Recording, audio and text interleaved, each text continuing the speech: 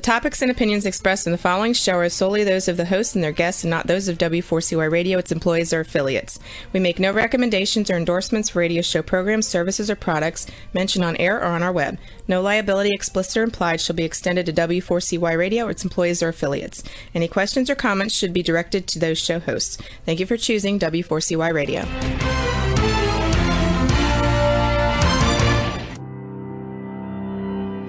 Welcome to Leadership for Life with Gina Gardner on W4CY Radio and Talk 4 TV. Join your host, who is a multiple #1 international best-selling author, motivational speaker, empowerment and transformational leadership coach and trainer. She's the founder of Genuinely You and has 30 years experience of helping people step into their genuine, authentic power. And now, here is Gina Gardner, your host of Leadership for Life.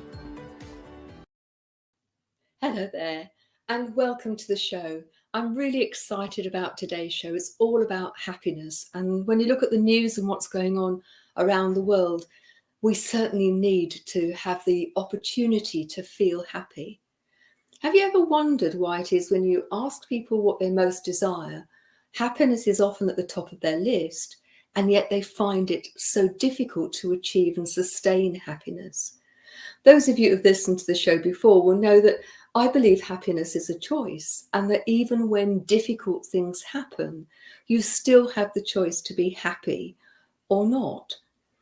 You'll also remember that I've talked about the happiness when syndrome. You know, how often people put all of these criteria in the way before they're going to be happy. And the problem with that is it's always in the future. They're always adding more criteria, you know, best job, a great big house, huge car, happy family, wonderful relationship, children who always do as they're told and get straight A's, and the list goes on and on and on. And it's rather like having to run a marathon hurdle race, because as soon as you've leapt over one hurdle, then there's a new one in front. And the interesting thing I find is that so many people think that happiness is ephemeral, that it's something that happens to other people or just on very high days and holidays. And I don't believe that's so. And I'm going to be really interested and very, very chuffed to be able to introduce my guest after this section of the show, Sherry Fernandez, who has an amazing story and who has a real way of helping people be happy. And so we're both coming at it from very different places, but both believe that happiness is achievable. So I want you to think, are you a happy person? Do you look on the bright side of things? Do you look for things to be grateful for? Or are you someone the grass is always greener, or there's nothing that's quite good enough, or you're always thinking, well, why me? Why is it all happening to me? And that you're in victim mode. Or are you someone who decides to focus on the positive in your life? You'll hear that I'm a little bit hoarse. I'm recovering from COVID, and I have to say it's not been a nice experience. However, one of the things that I've been very, very amazed and humbled and happy about is how many people have reached out and been helpful, who have sent me good wishes, prayers, thoughts, who have been offering practical help. I've been very happy about the fact that I have a good health service in the UK, that I have the wherewithal to be able to support myself, even though for a month I've not worked. I'm happy about the fact that as I look out beyond the camera here, I can see my courtyard and it's absolutely full of summer colour. And I can be happy about those things, even though I'm not happy about having COVID. If you think about my story, and those of you that have been familiar with my story will know that my life has had its challenges, it's had its difficulties, its dark moments. But for me, that's no excuse not to enjoy being happy. Now, does that mean I'm a Pollyanna and that everything's wonderful every moment of every day? No, it doesn't. But does it mean that I choose actively to be happy And instead of having a long list of I'll be happy when I've got this and this and this and this, I'll be happy every time a friend phones and says, how are you? Or I have a nice cup of tea or a hot shower, or my cat Leo comes and joins me and is being friendly for a change. Incidentally, 11 mice he's brought in the last week in various states of being alive. Not easy when you haven't got a great deal of breath. But ultimately, I'm really happy to have him. So what's your choice going to be? Are you going to look for things that make you happy, or are you going to look for the things that make you feel dissatisfied? Because whichever you focus on, they're going to be there, and they will grow in the sense of enormity. Where you focus your attention, where you focus your time, expands. And so if you focus on not being happy, being unhappy, being lonely, being fed up, being depressed, then that takes over. But if you look for every opportunity to be happy, then those opportunities proliferate, and you'll find that it gets easier. Like anything, your happiness muscle is just like any muscle in your body. The more you use it, the more you'll find that it's easier to be happy. I want you to think about happiness, both in terms of your personal life and your professional life, because there's an enormous body of research now that shows that happy people tend to be more successful. They tend to see themselves as luckier. They tend then to be more observant and to see the possibilities when they offer themselves up. So if you're spending your time looking down, feeling down in the dumps, feeling life is passing you by, there's a double whammy. Not only do you feel pretty grim, or at least flat, but also you're missing the opportunities that could be there if you lifted your head both physically and metaphorically, and that you looked for things in your life to make you happy. Your choice. Everything in life is a choice, and every choice has consequences. And so often not making that conscious, active choice has the greatest consequences. So this program is all about being the leader in your own life. And if you're going to lead your life and you're going to take charge of your life, doesn't it make sense to make sure that that's the most constructive, positive, happy life that you can make it? And as I say, it doesn't mean that everything goes your way. It doesn't mean that terrible things won't happen. But what I believe happens is that the happier you are, the more resourced you are, the more resilient, the more creative you can be. So we're going to go for a short break now. And when we come back, Sherry Fernandez is going to share her story, and she's going to share with us her take on creating happiness within your life. So don't go away.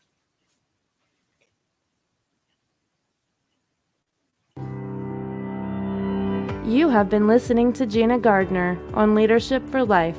We'll be back after this quick break.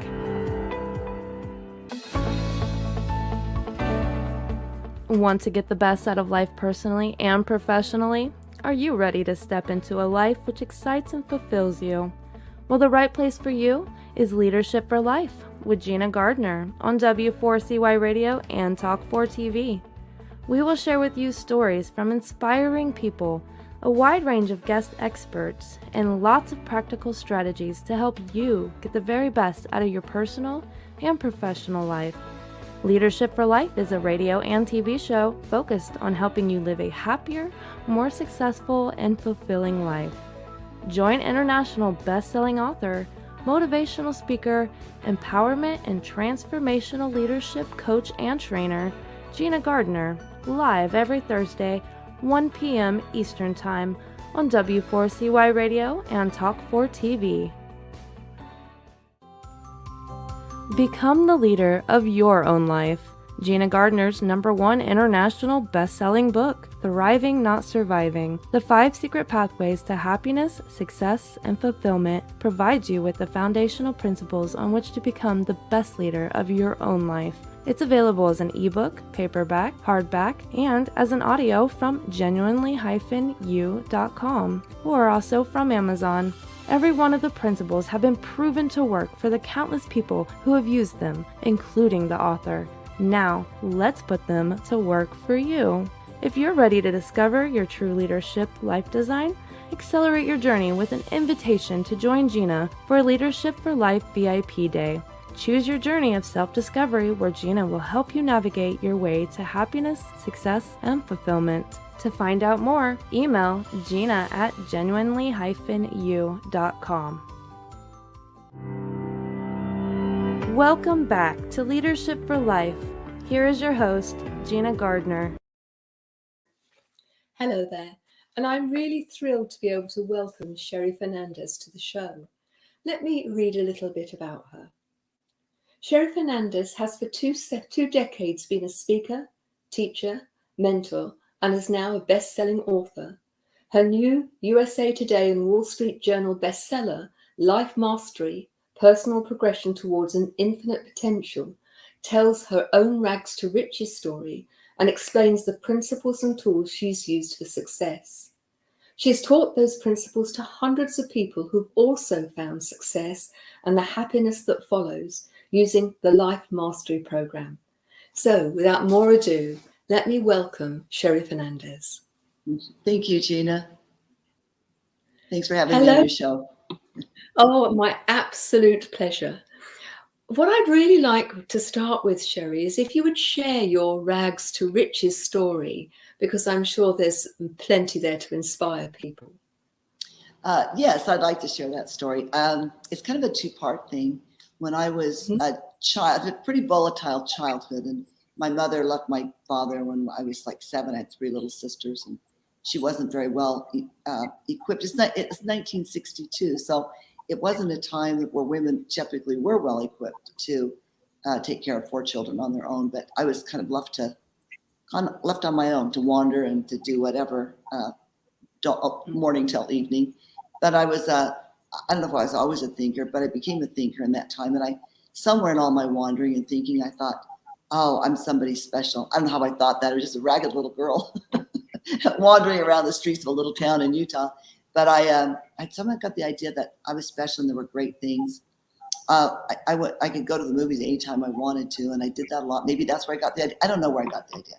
But I just knew that I was somebody special and I was going to do great things. I had no idea what great things even looked like. But I just really was convinced that there was something great out there for me.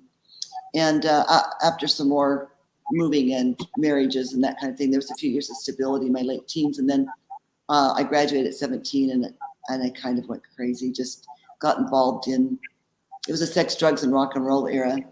And I got involved in that, and young people on the road. And Woodstock had been a few years before, and that was, that was like everyone wish they could have been part of Woodstock. And so I made a lot of mistakes, and I wasted those years. I should have been in college or doing something else. But I did have a child in that time, and then met somebody, married him, that I had not planned to ever get married, but now I have a child. Now I'm thinking about getting married. I married somebody I love, but he's the same as me. We have nothing. We have nothing. Like, we're 2 people. Nobody would have given you 2 cents for our future. We got married with this little girl. I got pregnant not too long afterwards. We had 2 little girls. But that feeling that I was somebody special and there were great things for me came back to me. And my husband, I don't think we knew this when we got married. He has similar feelings himself. So, but the question was how. And this how I hope that we can visit again about happiness. But I thought if anybody can do it, I can do it, and that I could have it all. There's no reason I couldn't have it all. I just had to find out how. So I started with Zig Ziglar's book, See you at the Top. And I just, when every spare moment, both Ken and I would read books, listen to audio programs. Occasionally we scrape together. I'm telling you, we are so poor, we can't hardly feed ourselves. It's that we were that destitute, but we still, every once in a while, found some money to go to a seminar or do something. And I began applying the principles that I was learning. There was never much for a how. I had to sort of figure that out myself, but I was motivated. I was inspired. I believed that I could have everything. I could have my children, and I do have 6 children actually, and I could still have a great body. And that I could have a sexy, beautiful body. I could have, if I was going to be married, I wanted the best marriage possible. I didn't want a ceiling on my finances. The idea of living on a budget the rest of my life was so depressing. I wanted to be able to do what I wanted to do. I didn't want tons of stuff necessarily. I just wanted to be able to do what I wanted to do when I wanted to do it without having to budget for something for 5 years or whatever. You buy a washing machine when it broke down without having to save up for it. 6 children, yes, washing machine. It equates to great happiness, I would say. It does. So anyway, and then I'd been a debater in high school, and I thought myself kind of an intellectual. I'd actually got a scholarship to college, but I blew that. So I missed the education. I didn't necessarily miss the formal education, but I missed the learning. I craved that, and I wanted to be well educated. So I just went to town, applying the principles I learned to all the areas of life, and I saw the big dreams. And interestingly, and little by little, one of our dreams was that we would be worth $1 million when we turned 40. Ken and I are about the same age. Mm-hmm. And we did that. One time we were 40, we were worth $1 million, and we're 65 now. And we more, that was a long ago goal. We've surpassed that easily, but we did that. It took time, but it was by applying certain principles. And when people would observe that I had done that, they watched where my life was going. I've had people tell me I don't know anybody who's come as far in life as you and Ken have done. Then they started asking me to teach what I learned, and from there, I started teaching, speaking on it, started business and coaching and more speaking, until one day I wrote a book, and that's brought us up to today. So I'm really interested. Well, there's so much richness in that story that I want to explore. But what do you see as the connection between the belief that you were special and your capacity to succeed? I think you have to believe that you deserve it. As a child, I thought really I was special, like better than other people kind of thing. I thought that. I don't know. It was a long time ago. As an adult, of course, you know better. But we are all special. We all are deserving. None more than another. The only thing maybe that really made me special is to know that I deserved it. And maybe that's the difference between really being special and getting what you think is knowing that you deserve it, to believe that you deserve it. And I believe that. And I think that was probably the motivating factor in me being able to pull myself out of that pit that we were in. And I think that's so important. And I think at the heart of everything, if you have a belief in yourself, if you believe that you are worthy of engaging in life in a successful way, then success comes your way, because the whole way you look at the world, the decisions that you make are all based on the fact that I have value and I deserve that. Whereas if you don't feel as if you deserve, then you're going to make a whole range of different choices, aren't you? Yes. I think two things I think are important about that. One is to know that there's enough for everybody. I think there's a sense of competition, like there's not enough out there. There's enough for everybody to have everything. The world is full in despair, and everybody can be successful. It's not limited to just the lucky ones. And the other, I put a formula in the book that says contentment plus progress equals happiness. So you need to be content with who you are and know that you're worthy and good and your life is fine. Before you can add the progress, and then those two things combined create happiness. I think that's really interesting. You call it progress, I call it momentum. It's the same thing, isn't it? That you need to feel as if there is a way forward and that you are actually on that path. And I've done a lot of research about highly successful people. And those for me are the two defining things, that they believe that they deserve success and they will succeed. And they then take action to move themselves forward towards that success. So Can I take you back to, so you've started to learn, there you are, you've got 2 little children at that time, and you've started to learn. What for you, was there a pivotal moment, or was it a series of pivotal moments that actually turned your fortunes around, from being pretty much on the breadline to recognizing that financial success was actually within your grasp? Because I'm sure there are plenty of people listening to this who are really struggling financially. And I think it would be helpful if you could share that. I think it was the beginning of understanding that was when if I had a pivotal moment, it was when I decided to start tracking habits. And as I started I said, I need some certain habits in my life. I was so undisciplined at this late teen, early 20s. I was really undisciplined, and I needed some disciplines in my life. And as I began to develop those, I got a system that I just came up with on my own. It's not anything fancy. It's in the book, and I'll share it with you. But I started this system, and as I began to develop the habits, I began my realization. The day I made that first tracking sheet, that was a pivotal moment, because the realization that those daily habits, doing things consistently every day, was going to get me what I wanted, where I wanted to be. That was everything, right? So the day I first decided to try tracking and establishing disciplines was, I would say, the pivotal moment. It's not quick. It was still very slow, because growth is like that. Real growth is like that. It's slow and steady. That's why what you do every day is what matters. It's what you do every single day, the little habits, and progress is just tiny little steps. We tend to see these stories of highly successful people, and it looks like they just popped into success all at once. Yeah. But that's a rare experience. Most everybody, one little step at a time, day after day, week after week, year after year, and you look back and say, "Oh, look where I've come. Look how far I've come." Couldn't agree with you more. So many people think the grand gesture's going to work, and they do a grand gesture and don't follow it up, and then say, "See, told you." But small incremental steps.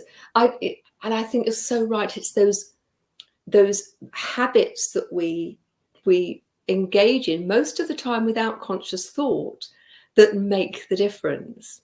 So I'm fascinated. Would you share with us what was on that tracking? What was your system? Because that seems to me like gold dust, really. So the system, and it's available, this course all explained in the book, is a lot more refined now. I call it tracking sheets. It's a simple little thing. You've done it with your children probably. But I listed the first one. I just listed the 3 habits I was looking for on the left-hand side. I made it like a grid, the days of the week across the top. And if I got it done, I got a check. If I didn't get it done, it's a blank spot. And I don't know if it's our ego, our brain, whatever, but we hate that blank spot, right? Now my tracking sheets are a little more advanced than that little 3x5 card that I started with, but they're basically the same thing. They just look prettier, and there's more spots.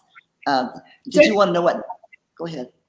I'd love to know what the 3. Can you remember what the 3 habits? Oh no, yes. And that was 40 years ago, and I still have those same. That was 40 years ago, and I still have those same habits. I don't have to track them anymore, but they were. I wanted to pray in the morning. I just felt like that would make I wanted the very best that life could offer. And I thought, I need every bit of power that I can. And so I wanted to develop the habit of praying in the morning for the day. So that was one of them.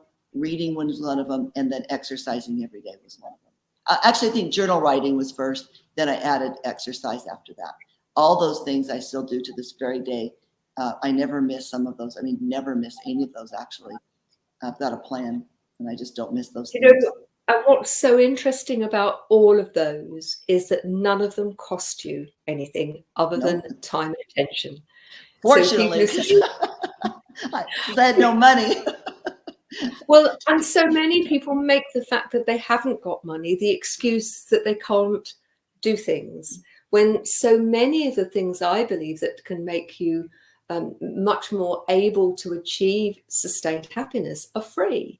So, your habits, all of those, giving yourself time, focusing on the things that you do want rather than the things that you don't want, journaling and exploring that relationship with the inner you are, for me, so fundamental to happiness, and they cost nothing.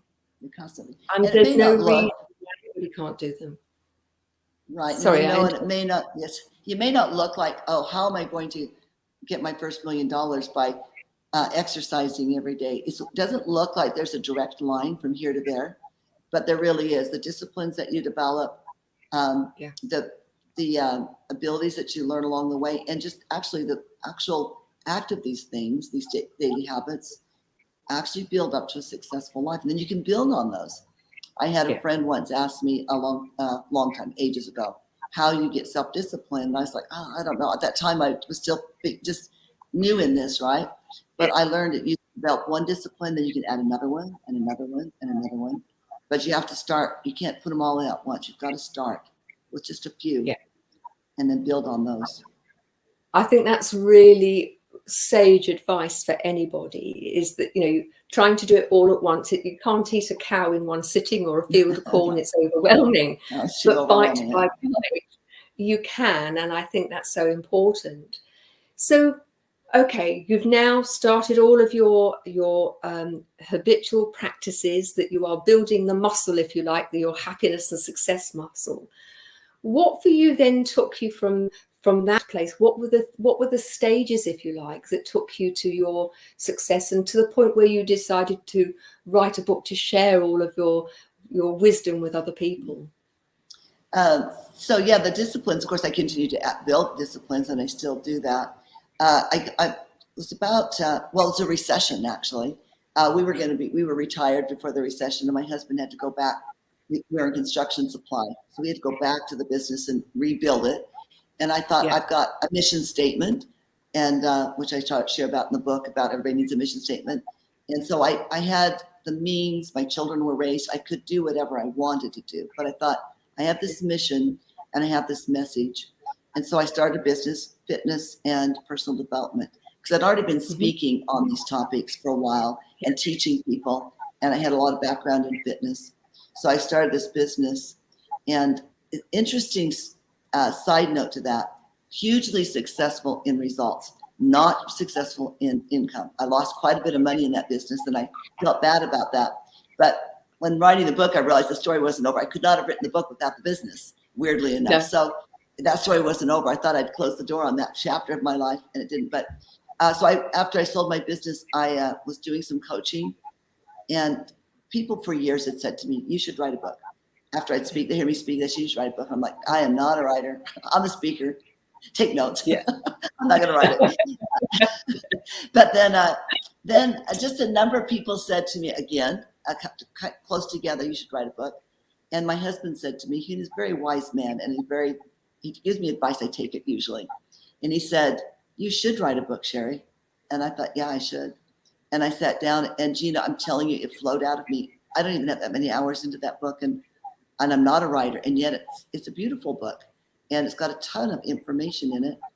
And it just, because like Ken said, you've been writing it for 40 years. You just haven't put it on paper yet. I was going to say something similar. Yeah. I knew it so well, and knew the principles so well, and I lived them. There's nothing in my book that I've not lived and taught successfully.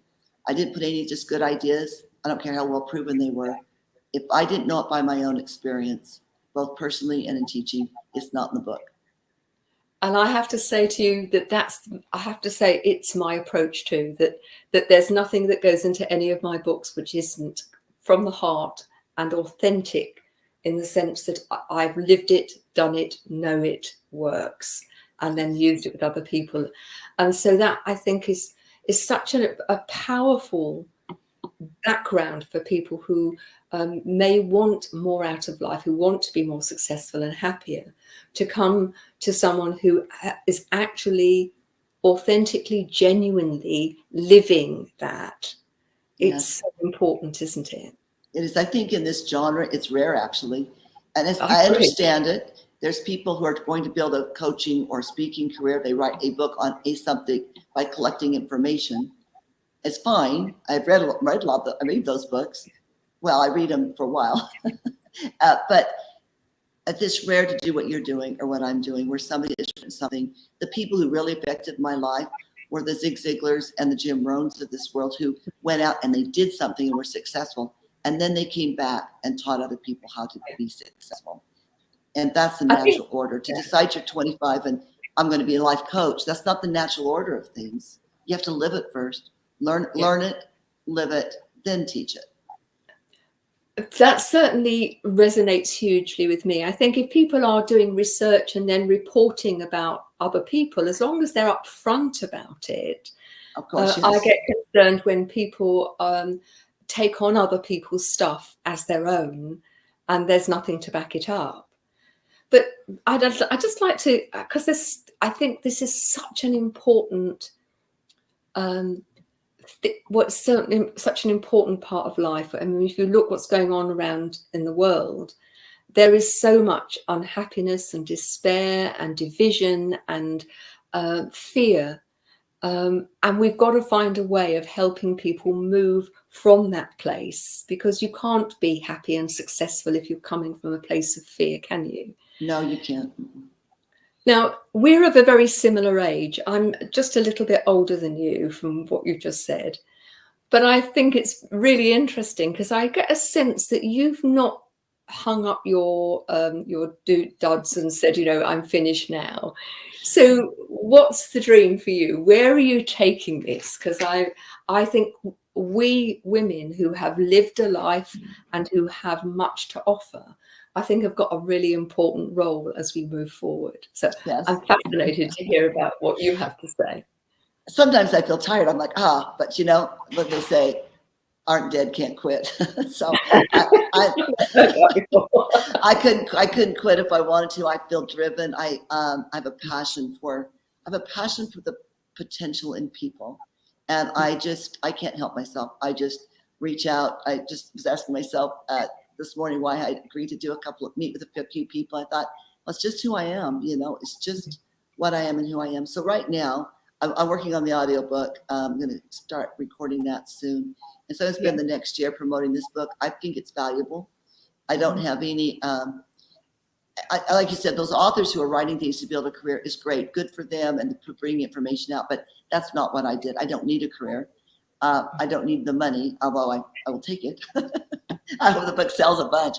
But I want the book to get into people's hands because I think it makes a difference. And so I'm going to spend at least until next summer doing my best, every avenue that I can find to push that book out there in any form that people will read it or listen to it. And then I'm not sure from there. I'll be doing something. I'll still coach because it's just, I feel it keeps my feet on the ground. I like one-on-one coaching, and I still will do that. And I do it now, and I will continue to do that because I just feel like I need to for me. Yeah.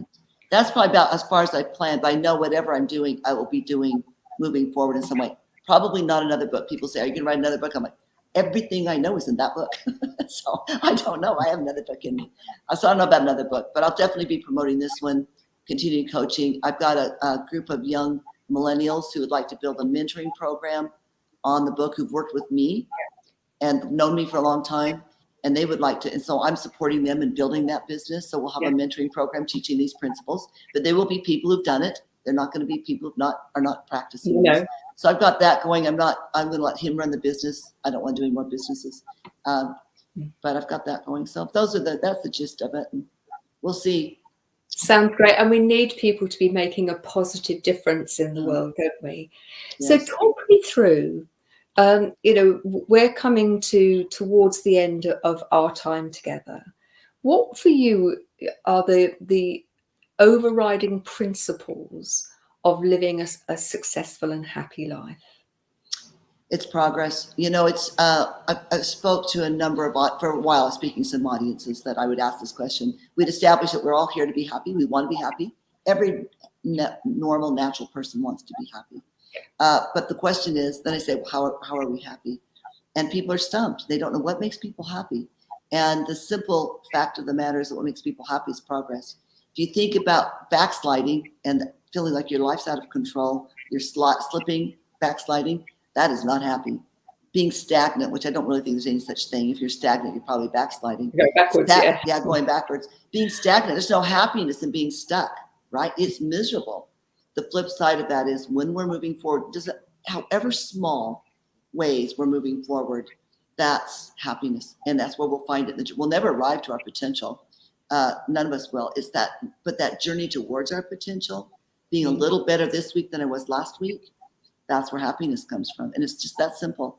If you're moving forward, Now, sometimes you have to change some of the soundtracks in your head to make sure, like you were talking about earlier, you need to be thinking some happy thoughts. But at the end of the day, which is another way of moving forward, changing how you think, right? So, but yeah, that's it. That's happiness in a nutshell. Personal progression towards your infinite potential. That's happiness. And what strikes me is that people have such infinite potential when they truly step into their power. And for me, stepping into a genuine power is not about having dominion over somebody else. It's not I'm important and you're not. It is about when I'm in my genuine power, I see the potential in others and I want to nurture that too. And so it spreads, doesn't it, in terms of people who are happy spread happiness. People who are miserable and angry and in a negative state spread that too, don't they? So it's not just for you, but for other people too. And people will be drawn to that. They're drawn to your power, right? Yeah.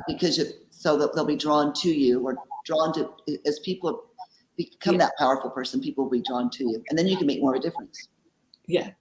So where can people find your book? Find the book on Amazon, of course. It's in paperback, hardback, and the ebook. The audio will be available in a couple months. And so it's on Amazon, Life Mastery. And then it's also on our website at lifemasteryinfo.com. You can get an autographed copy there, and also free downloads. Those tracking sheets I was talking about, I've given those away free for forever.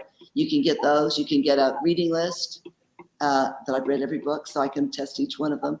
And there's also a personal assessment on there that you can take and evaluate where you're at right now. And it's excellent, if I do say so myself. It's the best assessment like that I've ever seen. So there's no excuse. People can't say I can't afford it. They can go in and at least start on the tracking sheets. They're free. And get the free downloads. Now, Genuinely You is a very proud member of B1G1, Buy One, Give One. It's an amazing organization. There are two organizations in fact. One actually raises all of the money to pay for all of the admin, and then the B1G1, every penny that is actually donated goes towards one of the projects that they have around the world, and they are vetted so that they know whatever the project says it's going to do, that it actually does. And it's set up in such a way that you don't have to have a lot of money to be able to get into the habit of giving to other people, knowing that what you are doing makes a huge difference. So, for example, if you're going to pay towards clean water, they will price the cost of the borehole and then how long that will last, and then they'll work it out how much it would cost for a day's water, so that it is done in such a way that it is accessible to everyone. It's for business owners, but individuals can join too. And in December, I had Masato Sato, who was the founder of this, came on the show, and we've joined. And so every week, each month I nominate 3 projects, and I invite every guest to choose a project out of the 3 that have been nominated. And at the end of the month, I donate to that particular project on my guest's behalf. And people who comment on the show, whether it's live or whether it's a recording, for every comment, we also donate. And then for every 100 listeners, we donate meals, so that it's very much hoping to get people to be interactive with it. And today, Sherry has chosen to give life-changing education to children. And so I'll read you the project headlines. Education is the single most important factor in breaking the cycle of poverty. With proper education and training, an orphan is empowered to become a healthy, happy, income-producing person. The children often come from poor backgrounds, having lost one or even both parents, who now live in a Miracle Foundation home. The children receive education up to the age of 18 and then have the opportunity to receive scholarships and continue with vocational training or higher education. And we are going to donate very happily on your behalf to help children continue their education. So it just remains for me to say to you, Sherry, a huge thank you for coming on the show. It's been fascinating talking to you, and I think the parallels between the things that we are passionate about are so great that I hope you'll Yes. keep in touch. But thank you Yes, I'd very like much to. for joining us. That's brilliant. Thank you for having me, Gina. And my pleasure. Don't go away. We've not finished yet. We'll see you in a few moments. Thanks very much. You have been listening to Gina Gardner on Leadership for Life. We'll be back after this quick break.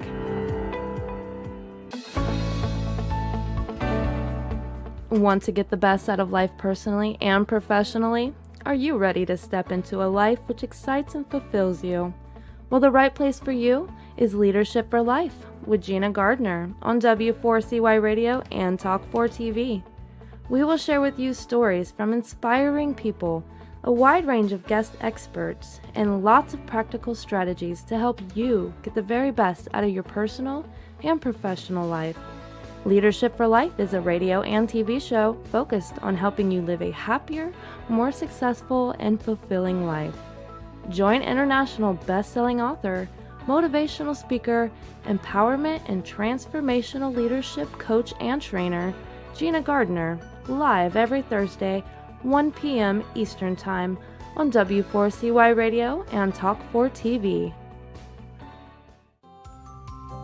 Become the leader of your own life. Gina Gardner's #1 international best-selling book, Thriving Not Surviving, The 5 Secret Pathways to Happiness, Success, and Fulfillment, provides you with the foundational principles on which to become the best leader of your own life. It's available as an ebook, paperback, hardback, and as an audio from genuinely-u.com, or also from Amazon. Every one of the principles have been proven to work for the countless people who have used them, including the author. Now, let's put them to work for you. If you're ready to discover your true leadership life design, accelerate your journey with an invitation to join Gina for Leadership for Life VIP Day. Choose your journey of self-discovery where Gina will help you navigate your way to happiness, success, and fulfillment. To find out more, email Gina at genuinely-u.com. Welcome back to Leadership for Life. Here is your host, Gina Gardner. Hello there. What a great guest Sherry was. And I want to pick up on one of the themes that came out of that interview, which is all about habits. Now, we've talked on the show about habitual thinking. 95% of our thinking is generally habitual. It doesn't connect with our conscious minds at all. And so we become reactive rather than proactive. But we all have habits. We all have behaviors, patterns of language, patterns of thinking that become completely unconscious. We're not even really aware that we're doing them when they become truly a habit. You know, the 4 levels of consciousness, the unconscious incompetence, you don't know how bad you are. The conscious competence, you know how bad you are. And then the conscious competence, you have to think about doing it each time, a bit like when you learn to drive, the mirror signal maneuver.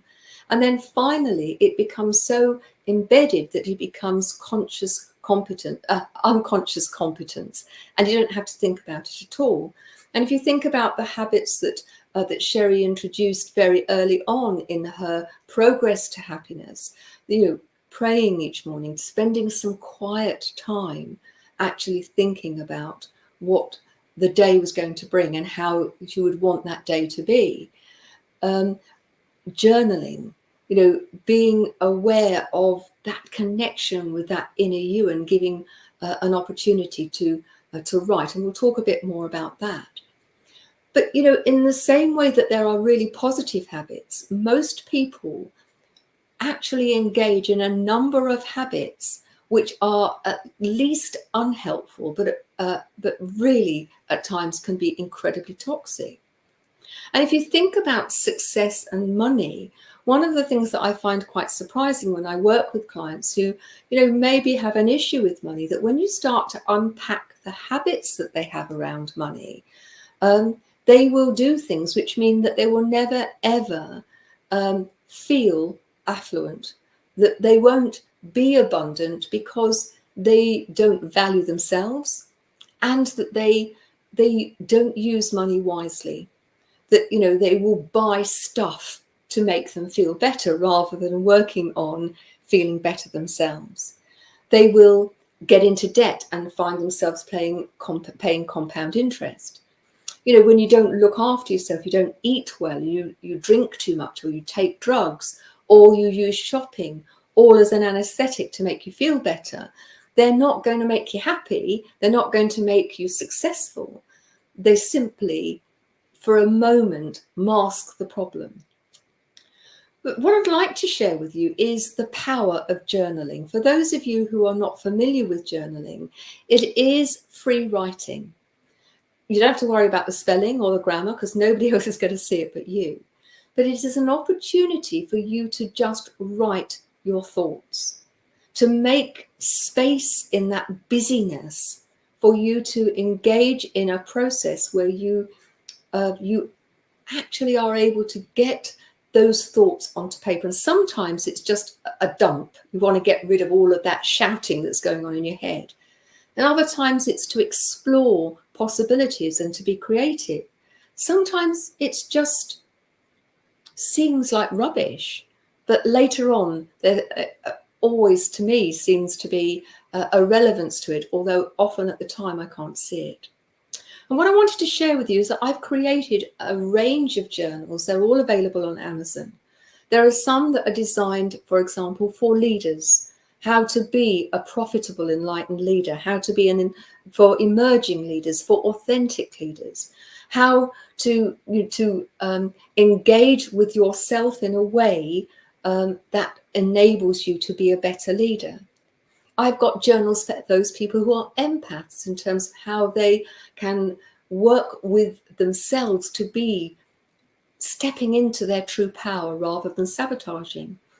And my latest one, which has just gone live today, I haven't actually got a physical copy of it, which talks about my garden, which is the window of my soul. It's where I go and I fill myself up. And what I'm suggesting is they're not expensive. They're $10.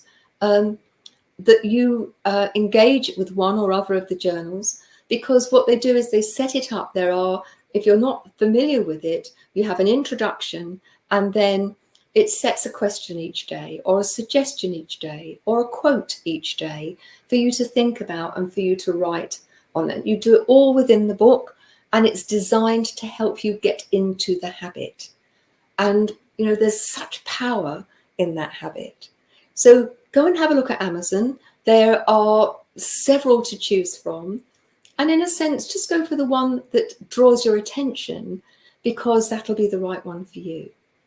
And whether you're a leader in work or a leader in your family, whether you are an empath or simply that you want to engage in journaling and that you're not a leader and you're not an empath, then choose the gardening one. You'll get pictures of my garden too, which I love.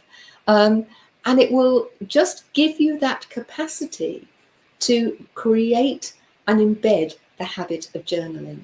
And it is such a powerful thing to do. So please do yourself a favor, invest just a tiny bit of money, $10. I think the gardening one's a little more because it's got photographs of the garden in. But you can really help yourself kickstart the habit of journaling and enable yourself to be happy and more successful. Just like Sherry has suggested, go and have a look at her tracking sheets, look at her book. There's lots of my books to help you live the happy, successful, fulfilling life that you do deserve. Be the leader of your own life. Have a great week, and I'll see you next week. Thanks very much for joining me. Bye-bye now.